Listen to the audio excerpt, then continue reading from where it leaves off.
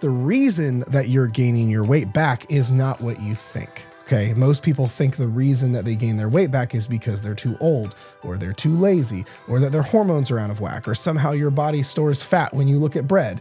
None of those things are even remotely close to the truth, right? This is why how we lose the weight is so much more important than losing the weight itself, because the how is what dictates whether this is sustainable or not. I have worked with thousands and thousands of people and helped all across the world, and these are like 6 of the main reasons why you probably gain your weight back.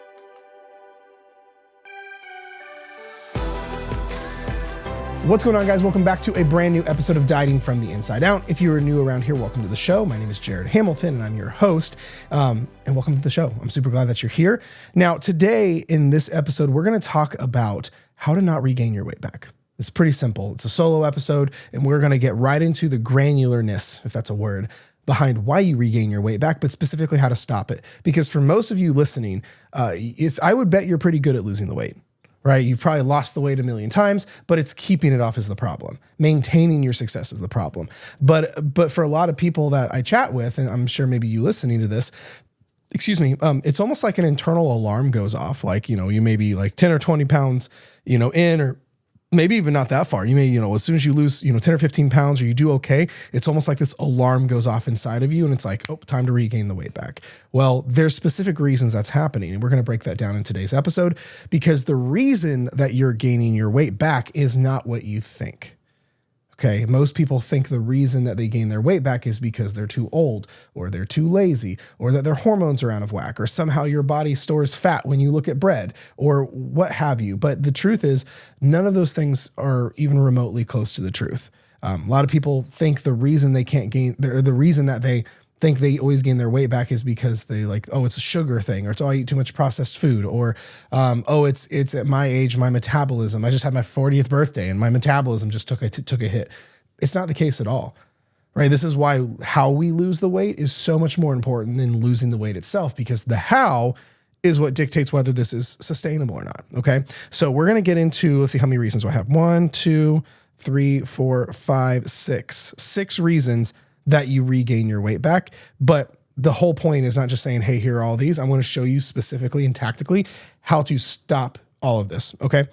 Because at the end of the day, I would bet if all the things that you're thinking of, like I said, it's not what you think, all the things that you're thinking of, for example, like if I go, cool, I just snap my fingers and your metabolism is fixed. Snap my fingers and your age isn't the issue, or I snap my fingers and all the other things, like your hormones are perfect. All the things that you think is the reason you always gain your weight back, I would bet you still would struggle, wouldn't you?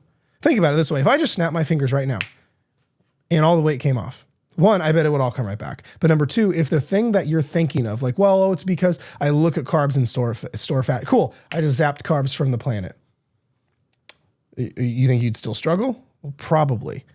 Right? This is why these kind of reflective questions are so important, because it really highlights the actual issue. Okay. So if you're watching the YouTube video and you see me looking down, I actually have quite a bit of notes on this one, because I want to make sure I stay on task and whatnot. So at the end of the day, the reason you gain your weight back is not what you think. And I'm going to show you all the main reasons. Like, for context, if you're newer around here, I've been coaching people, real people, normal people, for the last, 13-ish years at the time of recording this. And there's a lot I've learned. There's a lot of stuff that I've learned that I would never find in a textbook, and that you probably would never find in a textbook. When it comes to this stuff, what I'm about to show you is from real life practical examples. Like, if you want to think about like thousands of case studies, because by this point in my career, I have worked with thousands and thousands of people and helped all across the world. And these are like 6 of the main reasons why you probably gain your weight back. So this is a lot of really powerful information if you choose to apply it. Okay. So, excuse me. Okay. Number 1. Well, hang on. So basically, yeah, there we go. Sorry. I lost my spot on my notes. So we're talking about how to stop regaining your weight. Number 1, hopefully you've taken notes. Number 1, losing the weight sustainably. I know that doesn't sound like the very sexy thing, but like at the end of the day, if what you're doing around your weight loss goals is not sustainable, there is your sign of why you're gaining your weight back. It's pretty point blank, right? Like someone says, well, Jared, I gained my weight back. I go, cool. How'd you lose it? And they say, oh, well, I did the keto diet. Oh, well, do you plan on like never eating carbs again? I'm like, well, no. I go, so why are we, and I mean this respectfully, why are we surprised when we go back to eating carbs and back to normal? we gain the weight back. One of the things that I've been saying a lot lately to people and in general is if your diet makes you crave getting back to normal, you're on the wrong plan. If you're on a plan or on a diet or following some system and you are so excited to get back to normal, you're on the wrong plan. Because here's the problem. You should never go back to normal. Your normal's the problem. We have to change your normal. This is why whenever I work with someone, we approach this very differently. I don't want to overhaul your entire life. I want to change a couple hyper-specific things that keeps your routine as normal as possible. But then we pull these little fat loss levers, if you will, or we add a little bit of things here or manipulate a couple things over here so you start losing weight without overhauling your entire life.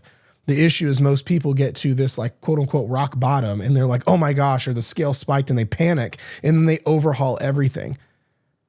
I had someone just the other day that had reached a scale fluctuation. It was the highest they'd ever seen it. And they freaked out. And they're like, oh my gosh, I got to overhaul my calories. I got to drop my carbs. I got to give up sugar. I got to no, hold on. No, you don't. That's just a normal fluctuation. And we don't make reactive responses like that. But at the end of the day, too many people along this journey are doing that, or they get to their rock bottom and they go, okay, I'm sick and tired of this, but I'm an all or nothing person. And then they make some really dumb decisions. They get rid of all their carbs, or they go from eating like nothing remotely healthy in sight or higher or protein or plants in sight. And then they overhaul everything. They're a vegan in the next 24 hours. Like that's not sustainable. Here's the golden rule that I use with clients. Okay. Is if you cannot do what you're about to do for the next 10 years, do not do it for the next 10 days. That's your filter. So if you're like, oh, I think I'm going to do Optavia. Well, do you plan on buying their shitty products and eating 800 calories a day for the next 10 years? Well, no. Okay. Then you shouldn't do it. Well, I think I'm going to give up carbs to get myself motivated. Okay. Well, how motivating is it when you eat carbs back and you binge and you gain double the amount of weight back? Could you go the rest of the next 10 years without eating carbs? Well, no. So don't do it. We have to be responsible with this. I'll be honest, we have to be adults, right? You have to use your adult brain when doing this. I don't mean this to come across as condescending or talking down to anyone, but if you think about this, you look at your life in every other area with your adult brain. You go, well, what kind of career can I stay at, climb the ladder, and then eventually retire from? What kind of house do I want? If I'm going to buy a house, what kind of interest rate am I getting? Is it going to go up in value? These kind of things. You're really intelligent about your decisions outside of fat loss, but for some reason, inside of fat loss, we all act like toddlers. We're like, oh, if I can't have all of it, I don't want any of it. Or once I start, I can't stop. Or I don't care what it takes. I'm going to get the weight off right now, even if it's unsustainable and damages my metabolism and mental health. That's kind of like childish how we're approaching it. So this is why step number one to how to lose weight and never gain it back and how to keep your weight off is lose the weight sustainably. That may sound oversimplified, but like, to be honest, I've been doing this for a long time and it's one of the biggest things. Most people come to me and they've convinced themselves and sold themselves that they can do the keto diet forever or that they don't need to enjoy their food. I'm like, I don't know about you, but like birthday cake is dope. I was just at my brother's birthday thing yesterday and we all had ice cream cake and they made food on the grill and it was a great time and hanging out with my nieces. And the food was a part of it. So I make sure I can do those things inside my own plan. And it's no different for you. Okay. So step number one what I say, the subject of this was, okay, how to stop regaining your weight back is lose the weight sustainably. It's so simple, but most people overlook it because it's not sexy or exciting. Okay. I'm not going to try to spend an absurd amount of time on these. I know we're already like 10 minutes in. So, okay. Number two, not putting a sabotage plan in place. This is a big one. This is one of the biggest things that I do with my clients and that I teach is one of the biggest mistakes people make is forgetting human psychology. And when you change your habits, the sabotage is bound to happen. It's part of the game. But too often people hop on a plan, hop on a new diet, and then they think all their problems are gone away. Or I've even had people think like, oh, because I hired a coach, all my sabotage goes away. I'm like, no, you still got your old psychology we're fighting, right? You still have the old self or the ego or the sabotaging mind that goes and runs in place. So just because we put this thing, I'll put it this way. Imagine you never cleaned your car ever. You always left your car dirty and you buy a new car, then expect you to keep it. And then you're going to expect you will keep it clean because it's new. That never happens. When I went from my first car, like a junker, to like my first like new car, I thought I was going to keep it clean. I'm like, oh, it's a new car, I'm going to keep it clean. No, it lasted like that for like a month. And then like I went back to my old pattern. This is exactly how it went. Same thing with your house. If you had a shitty house, or like let's say you live with your parents, or when you lived with your parents, if you never could keep your room clean, now you moved out and you have a whole house to yourself. Now you're not going to keep that house clean now if you couldn't keep your room clean. These standards scale. It's the same thing here. Is if you go from struggling to, well, let's just get on the right plan or follow a different diet, your old sabotaging brain is still going to come in and try to fuck things up. You're on autopilot 90% of the day ish. Okay. So with that being said, if we do not have a plan for sabotage and anticipate it, you're going to fall victim to the sabotage. If all of a sudden you've always lost motivation at the 3-month mark, this is not going to be any different. You're going to lose motivation in 3 months. If all of a sudden, let's say you have a pattern of all or nothing, right? You have a tendency to do good until something small gets in your way and you go, fuck it, I'm gonna start over Monday. If that pattern's been going on, it's going to try to come in here. Right? This is why I always say the inner game is the solution to all the struggles that you have. So if you do not have a plan for sabotage, then you're going to fall victim to it. I don't care how good your plan is. Literally, one of the things that I always keep in mind with my clients is I go, cool, what normally happens? I have a client I'm working with right now where she said what normally happens whenever on the past, before she started working with me, she would always get bored, think she should be making further progress, and then she would give up. Well, guess what I'm looking for now? We're about 2 months in, she's starting to get bored. And I go, hey, this is amazing. This is the pattern. All right, cool. Let's do this now. Where I've been anticipating this thing. I've been waiting for the day where she goes, hey, I should be further ahead. Because I go, there's the pattern. Let's rewrite this thing. Because if you do not have a plan for your sabotaging pattern, it's going to come in and wreck you. Because here's what's crazy. Again, you're on autopilot 90% of the day. When you say, I know what to do, well, right, you know what to do 10% of the time, but the rest of the 90% of the time, you're equivalent of mentally asleep.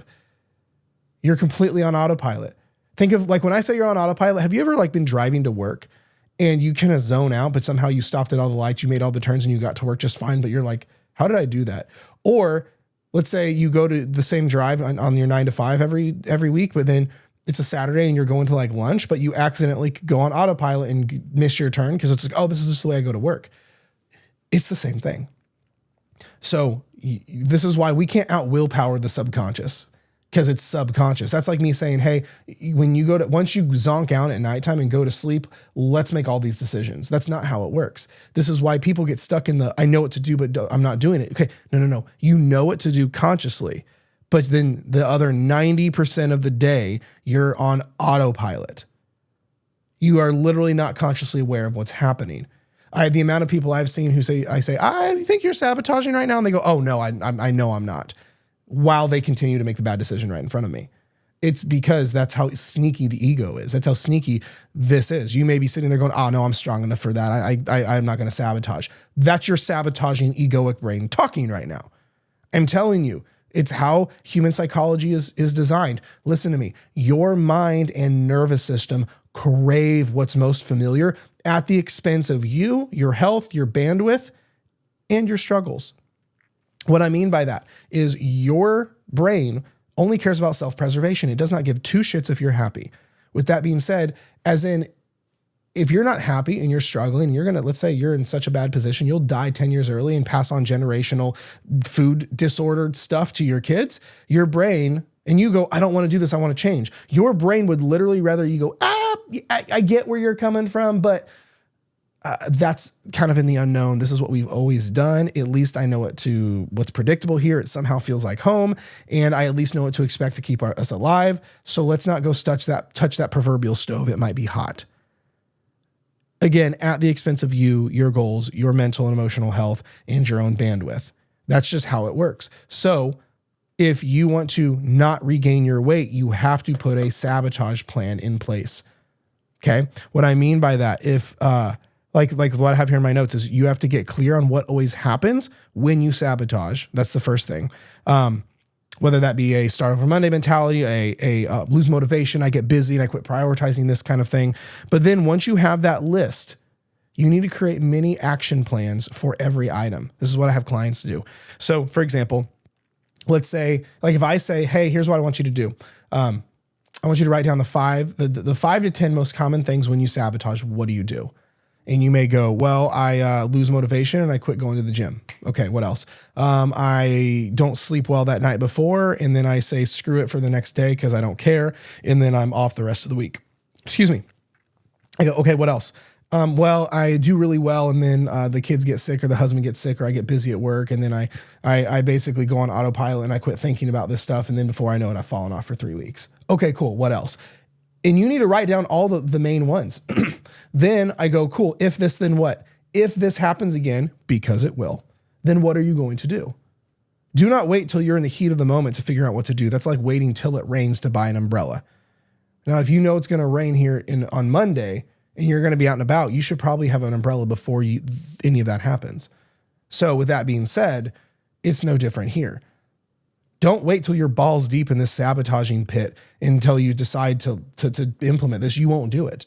And you won't even know you're sabotaging until it's way too late. Drifting happens way before sabotage. So this is when we do what I call play the if, this, and what game. Once you have that list of the 5 things, create many action plans for each one of those. If you lose motivation, don't want to go to the gym, then what are you going to do? Write the plan right now. If you get busy and quit prioritizing this stuff, then what are you going to do? How do you overcome that? Right? Write all these out and get crystal clear. Then when the moment hits, now you fight and implement the plan you created. But this is your best shot. This is what I have clients do. It works. And it's actually rewriting the pattern of sabotage, because you have to understand you are not the sabotager. That's an identity that doesn't serve you. You have a pattern of self-sabotage. It's different. And you cannot gain power over your patterns until you become consciously aware of them. And we can deploy actions to change them.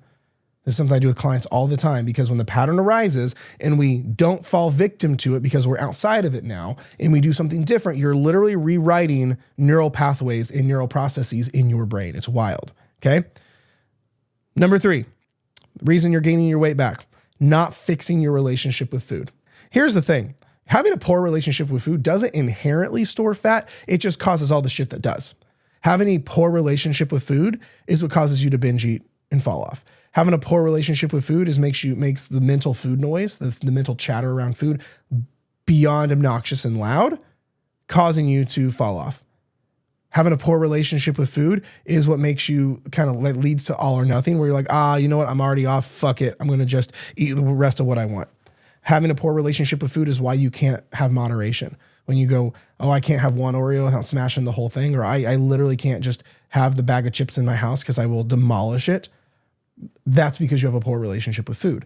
So having a poor relationship with food is the culprit that causes a lot of the other issues that you struggle with, right? Binge eating, one of the reasons, poor relationship with food. Once I start, I can't stop, poor relationship with food.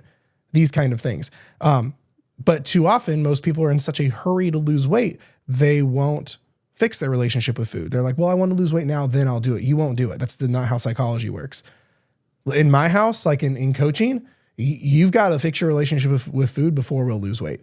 If you're like, Jared, I'm ready to lose weight now, but you have a poor relationship with food, I literally be like, sorry, we have to fix your relationship with food, then we can lose weight. Just like a builder of a house, we have to fix the foundation, then we can put the walls up. Because if we get impatient and make bad decisions, you're just wasting your time, energy, and money. So making sure I'm not missing anything here on my notes. Because at the end of the day, if you have a poor relationship with food, like here's saying, we're not escaping food anytime soon. Food is more than just fuel. I know there's a lot of internet assholes who say, food is just fuel, nothing else. That person obviously doesn't have kids, obviously doesn't have a social life, and probably deep down has no happiness or social circle. Food is much more than fuel. Here, this is the dichotomy. Is food fuel? Yes, that is one of the many hats food wears. But food is also a lot more than fuel. Food is in our social circles. It's how we celebrate. It's how we connect. It's how we bring people together. It's how we handle boredom. It's how we entertain ourselves. It's intertwined in every area of our life. Good luck going to any social or family event without there being food, appetizers, hors d'oeuvres, something like that. You know, it's one of those things. It's just it's in everywhere. It's how we do life. Your friend comes into out of town. Let's go get lunch. Let's go get coffee. Someone got a raise at work. Oh, let's go celebrate. Oh, someone got fired at work. Man, let's go talk about it. Let's go get food and drinks and talk about it. Literally everything is involved around food, which means if you want to lose weight, we have to do the calorie deficit macro stuff. But with life being on all the other things like birthday cake, date night, family events, get-togethers, social circles, we have to be able to merge these two worlds together, which means your all or nothing mentality can't live here, which means that we can't just live in the land of food is just fuel, nothing else. Saying food is just fuel would like me saying you're only whatever you do for a living. Oh, you're only a nurse. You're not mom. You're not wife. You're not friend. You're not therapist. You're not whatever. You are nurse only. So when your kids come and say, Mommy, tuck me in at bed, you're like, nurses don't do that. You know, that'd be inappropriate. But you're not your mom. You might go to your 9 to 5 and you might be a nurse, but you come home and you're mom. But then if your kid gets scratched or like scuffs their knee, you might turn on the nurse a little bit, but then you're back to mom. But then when your best friend's husband cheated on her and you need to be a sounding board to hold space for her, you're not nurse, you're best friend, you're damn near therapist at that point, right? But what about when you and your husband go on date night? Well, now you're a wife. But imagine if you're like, no, I'm only nurse. It causes problems. Here's the thing though. That's just what the ego wants. Your egoic brain doesn't like gray area. Your egoic brain likes all or nothing, this or that. It likes diehard labels, but that's not the society we live in. Just to think of that alone, literally with your job. You have so many hats you wear. Your nurse, your mom, your therapist, your wife, your friend, your acquaintance, your manager at work, your trainer, your trainee. Like there's so many layers that you are. You're a multidimensional human. Well, doesn't it make sense that food is a multidimensional facet? Is it fuel and how we survive? Yes. But is it also how we entertain ourselves? Yes. Is it also how we connect with others? Yes. Is it also how we connect with our partners and build our relationships? Yes. One of my favorite things that Shelby and I do is our date nights. I love going on a date night with Shelby and getting dinner and having conversation. If you took away food or that, well, then we would have to find other stuff to do. But that's one thing that we do, right? If you're a traveler, you like to go to these different places. I have friends right now in like Spain and or Europe or whatever, and they're trying the foods and experiencing that. Well, food is just fuel. You don't do that. Why the fuck do you think you have taste buds? Think about that. Why do you think God gave you taste buds? We don't need them for survival. You know what I mean? Like there's no reason for that, but we have them because we're meant to enjoy food. But if you have goals around body composition or fat loss and things like that, we have to make these worlds coexist. But these worlds will not coexist when you enable childlike behavior of, I'm an all or nothing person. If I can't have a little bit, I can't, or if I can't have all of it, I don't want none of it. Like that's acting like a toddler. I get there's stuff there. We need to work on your relationship with food. We need to work on these mentalities. But so many people have such a shitty attitude going into this where that you shut down every hope of success. We'll just have one Oreo. Nope, I can't do it. Like you are so sold on this old story and narrative around food that there's no helping you until you open up your mind. That's just the truth of it. So if you're tired of regaining your weight back, we have to fix your relationship with food. Okay. Next, number 4, how to stop regaining your weight back. The other reason you get, because what we're going through here is all the reasons you gain your weight back. This is a big one that no one talks about. That is, I think, so obviously out in front, but no one's talking about it. Quitting. You quit too much. You got to take quitting off the table. You realize if you struggle gaining your weight back, I bet you also have a track record of quitting. When things get hard, we quit. When things start to get a little bit, let's say a plateau happens and we go, oh, well, I'm not making progress. Fuck this. And we quit. Things get busy. This is the one I hear a lot. Oh, things are busy right now. We're about to go into the holidays. Oh, it's a busy season at work. I'm going to just stop. That's called quitting until life chills out again. I'm going to say this with all the love in my heart. If that's you, you're not ready for the results you want because you're basically saying, I'm only willing to show up for myself when things are cool, calm, and collected and easy. And I'm not willing to fight for myself. And I'm not willing to do things and be adaptable. Imagine telling your kids, hey, I'm only going to feed you when times are chill, cool, calm, and collective. Well, holiday seasons, I'm not going to feed you. Oh, sorry, honey, I'm not going to do anything around the house because it's a busy season at work or we're going into the next 3 months are pretty busy with the holidays, so I'm not going to do any of this stuff. You don't do that. You adapt. Because if you're willing to quit and throw in the towel and wait until life slows down, let's just play devil's advocate and say, cool, you do that and life is cool, calm, and collected and then you get to work. You're literally saying that you're going to quit when things get hard again. If you're doing it on this side of the fence, you're going to do it on this side of the fence. If you're waiting to get started till things slow down, that means when things get busy again, you're going to quit again. Prove me wrong. I bet that's what your track record's been. Because if you cannot keep your head above you or on you and your shit together when things are crazy, then you're always going to fail. You're always going to go back and forth. But the amount of people who always regain their weight back, they all quit. That you sticking with this cannot be a negotiable thing. Too many people are in this only when they're making linear progress, which we all know never happens. Too many people they're like, I won't quit as long as it's easy. I won't quit as long as I'm seeing and feeling progress. I won't quit as long as I'm getting what my ego wants. That one's hard to hear. Not what you want, what your ego wants. I won't quit as long as I feel like doing this. I won't quit as long as I'm motivated. But most people who struggle with this, they quit at any drop of the hat because your mind works where it craves what's most familiar and it goes to town looking for what you prioritize. So if you're looking for a reason to quit, you will find all of them. But if you're also looking for a reason to stay in this, you will find those too. But your brain will shut down what you're not looking for. If you're subconsciously looking for reasons to quit, your brain will find all of them. It will make you feel hopeless and you will not see any good reason to stick with this. But it comes down to what you're looking for. Okay. So should be abundantly clear and not even on my list, but it is, where if you struggle with regaining your weight back, it's because you quit too much. You have to take quitting off the table completely. But too often, again, most people have that inclination in the back of their head of, as long as I'm making progress, I won't quit. I'm telling you, this game is so slow. This losing weight the right way is so slow. It's so monotonous. You don't see half the wins in front of you because you're subconsciously biased, as well as it's not linear. It's not there. You can't compare it. Like just because Karen at work lost 30 pounds in 30 days doesn't mean it might take you in a year and a half to lose 30 pounds. Right? We can't, there's not even a thing like that where we can go, well, what would be a good timeline for this? It's not always like that. I've had clients go from looking 9 months pregnant to flat stomachs without losing any weight. They lost fat. They didn't lose weight. You see what I mean? So when it comes to this stuff, we cannot leave quitting as a viable option on the table, just like any other area in your life. Okay. Next, I already kind of touched on this one a little bit. The reasons you're gaining your weight back is you're an all or nothing person.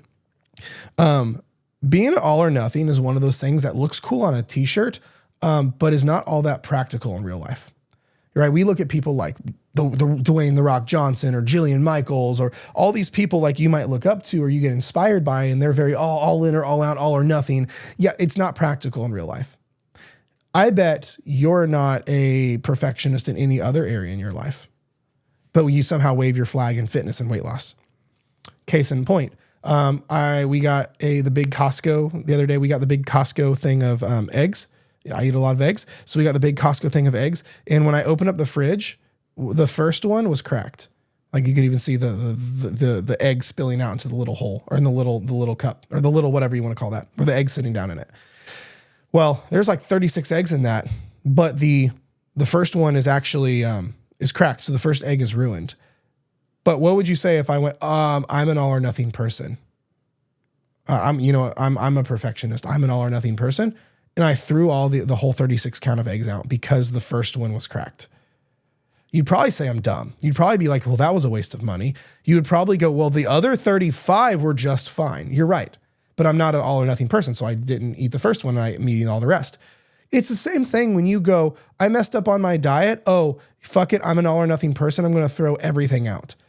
It's like, imagine spending like $100 more than you anticipated at the grocery store, which is really easy to do, and saying, fuck it. I'm just going to max out my credit cards. That doesn't make any sense. Imagine dropping your phone and it cracks a little bit, but it still works. Imagine saying, nope, I'm an all or nothing person, and smashing it with a hammer till it never turns on again. It's the same thing. It sounds just as ridiculous when you do this in weight loss, right? When you feel like you've messed up and you go, oh, I've already messed up. Fuck it. I'm an all or nothing person. All or nothing is validation of behavior you know is bad or you subconsciously know is bad, but it makes you feel good doing anyway. When you say I'm an all or nothing person, because you're blaming it on, well, this is just who I am. Does that make sense? Waving the all or nothing flag is nothing but a validation of poor behavior. That's it. And it almost subconsciously mitigates a level of ownership, but it doesn't change your results. It might make you feel better to say, yeah, I'm an all or nothing person. That might make you feel like it's not your fault or like, oh, that's just who I am. It doesn't change your waistline. It doesn't change the fact that you still hate the way you look and feel. Your results don't care about that.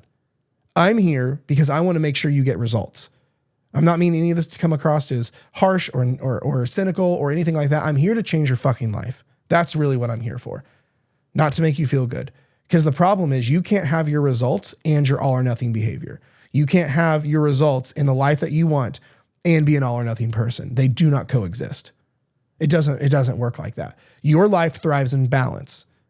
It does. Every area in your life thrives in balance. So waving the all or nothing flag in weight loss doesn't even make sense logically. Like if you applied the all or nothing mentality that you do in weight loss to the rest of your life, you would have disowned your children, you would have burned down your house, and you would have quit your job a long time ago. Like imagine like breaking your nail and like taking a pair of pliers to all of your nails and breaking them or pulling them all out. Imagine breaking one leg and you go, well, I'm an all or nothing person. I got to break the other leg. Sounds dumb, but that's literally what you're doing in weight loss. When you wave the all or nothing flag, it is no different. Okay. So being an all or nothing person, it cannot work with this. It's why you're gaining your weight back, because as soon as something isn't perfect, which sorry, none of us are God. We're not perfect. Then you're going to fall off. You have to let go of that pattern. Next, I don't even know what number we're on. This is the last one. Number 6. Okay. Here's the final reason most people gain their weight back. And it's doing this on your own. Look, I'm not, this is not a coaching push. This is not a coaching pitch. I'm saying this whether you like say, don't even work with me or any of my programs. Go like, regardless, I want you to work with someone. It's like someone. This is not a coaching push. I'm telling you, maybe the reason you're struggling so much with regaining your weight is because you're doing this on your own. So you constantly get in your own way. You can't see the whole context and the whole picture. Again, realize you're on autopilot 90% of the day. Your egoic patterns of sabotage of the old self of all these things is so sneaky, and it makes you feel productive, like you're doing the right things. Because you have to understand also that history repeats itself in all areas of our life, even like politically and socially and all this stuff. History has a tendency to repeat itself. So what's your history look like? Where do you normally go south? And if you've struggled, like again, here's the truth. Usually whenever someone works with me, I'm usually like they've been struggling for a long time before they find me. Don't get me wrong. I love it when I'm someone's first coach when they are struggling, because we can fix all this shit real quick. But most people who come to work with me, they have spent thousands and thousands and thousands of dollars on stuff that didn't work, that didn't serve them. They have worked with other coaches. They have worked with other programs, and they have been struggling for more years than they haven't. That's the kind of people I work best with. That's the kind of people that I can like turn their whole life around. But here's the thing. For most people, if you've been struggling for the last 10 or 15 years, what's going to change with the next 10 or 15 years? Because the longer you struggle, the stronger the struggle gets. This is why mentorship across the board is the ultimate life hack. It's the ultimate shortcut in a sustainable way, assuming you have one that's worth a damn. Right? You could either go through things go through all the pitfalls on your own, or work with someone who in a mentoring fashion who can say, hey, you're about to go into a pitfall. Let's go over here. Let's do this. Oh, you're doing it again. Let's do this instead. Who can course correct and pivot you. Like I'm telling you, it's the reason one of the things that I've spent the most amount of money in my life on is my own personal levels of mentorship for myself.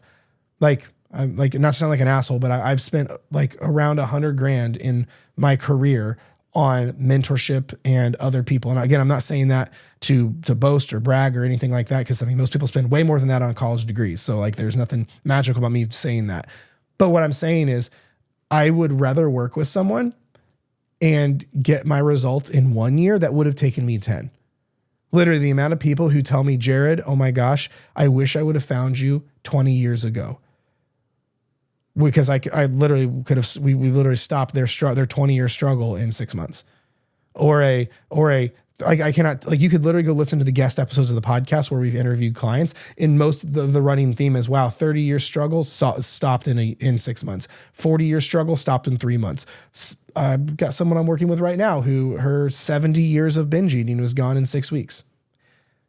because when we do this the right way with the right level of mentorship, again, I'm not trying to throw timelines out there because I don't think it's just and fair in comparing and all that stuff. But what I am saying is mentorship changes lives. Again, I'm not saying you should work with me. I don't care if you work with me or not. I'm saying, I don't even know if I could help you. Like that's not even what the point of this. The point is most people regain their weight back is because they are so stuck on, I have to do this on my own, or the egoic response of, oh, I have to prove to myself I can do this on my own. I hate to break it to you, but if you're absorbing content like this, you're not doing this on your own, right? Because you're taking this information and applying it. Truly doing this on your own would be going on an island and figuring every ounce of it out for yourself. Because the truth is, the way I believe it, even in a coaching dynamic, it is still on your own. I can't execute for you. So if coaching is if someone says, oh, working with someone is not, oh, that's not me doing it on my own, well, then you absorbing this content and executing off of it isn't doing it on your own either. I'm of the opinion that even in coaching, you are doing it on your own. Because guess what? I can't put the fork in your mouth for you. I cannot put your hands through the motions at the gym. I cannot write the inner child letter for you. So if you watching content and doing it is considered on your own, coaching is the same way because you still have to show up for yourself. Working with someone, it doesn't matter. They're just giving you information and accountability still at the end of the day. Hey, do this, stop this, start this, holding you accountable, hard conversations, cheering you on, showing you what you don't see. But at the end of the day, you still have to do the work. Like I talked about on the last episode, no one is coming to save you. Literally, I've spent the last almost decade and a half at this point mentoring and coaching people. Trust me, it is not me. It is you. Over the last almost 15 years of coaching people, I'm about 13 right now. Over the last time period, I'm telling you, it's the hardest part about this. People say, Jared, what's the hardest part about your job? And it is the fact that I can't do it for them. I have seen so many people with all the potential in the world and they are one move away from their whole life changing, but I can't force it. You have this really cool thing called free will. So with that being said, one of the biggest reasons people struggle, well-intentioned people struggle and always gain their weight back is because they're doing this on their own and they don't know what they don't know and they can't see what they don't see. That's it. So for you, if you keep regaining your weight back, maybe it's because you're doing this on your own. It's because you're trying to see things that you can't see. You're trying to know things that you just don't know. And there's nothing wrong with that. There's no judgment in that. There's no shame in that. But this is also why if your priority is your results and the speed of those results, that's where a level of mentorship comes in place. It's where having a support system and someone holding you accountable and showing you the ropes and literally showing you what to do is the most cheat code hack you could ever find. But at the end of the day, it comes down to what your priority is. I had someone ask me the other day, she said, Jared, why should I pay you if you put all this out for free? I go, well, why should you? Because usually when someone signs up for coaching, it's because they're doing everything right and not seeing results, or they want their results faster, or they're not executing on these results and something is wrong, or they have trouble implementing. Because if you can follow my content and execute and get great results, go do it. There's not a reason to do that. But most people who listen to this show struggle. Most people who are looking for this kind of information are not happy with their current results. So a lot of it comes down to what you prioritize. Or do you prioritize saving money at the expense of taking this longer, maybe letting things get worse till they get better and going through the friction of figuring it out on your own? But if your priority is saving money, cool, do that. We don't get everything. If your priority is saving money, well, then it's going to be slower results, more friction, more potholes, more struggle. It's just the nature of it. Or like me, my view is I can always go make more money. I can't go make more time. Literally, that's why I'm so quick to hire mentors in any area of my life. A life coach, a business coach, a therapist, a fat loss coach. It doesn't matter. I'm so quick to hire because I can always go make more money. I cannot get more time. So I would rather prioritize, get there faster and more sustainable and stay there and enjoy my life there and not the money side, right? So, but again, I can't tell anyone how to live. It's up to you what your priority is. So, because at the end of the day, if you're ever not sure what your priorities are, just take an objective look at your bank account, your bank statement, like where you spend your money and what your calendar is comprised of. If you were to do like an audit of like your bank account, where you spend the majority of your money, and a calendar audit over where you spend the majority of your time, that will tell you your priority regardless of what you actually feel. because it's the data. So that is it, my friends. That is when it comes to how to stop regaining your weight back, is you got to fix these 6 things. Number 1, we got to fix losing weight unsustainably. We have to fix number 2, not putting a sabotage plan into place. We have to fix number 3, not fixing your relationship with food. Number 4, we have to fix quitting. Number 5, we have to fix being an all or nothing person. And number 6, we have to fix continuing to do this on your own.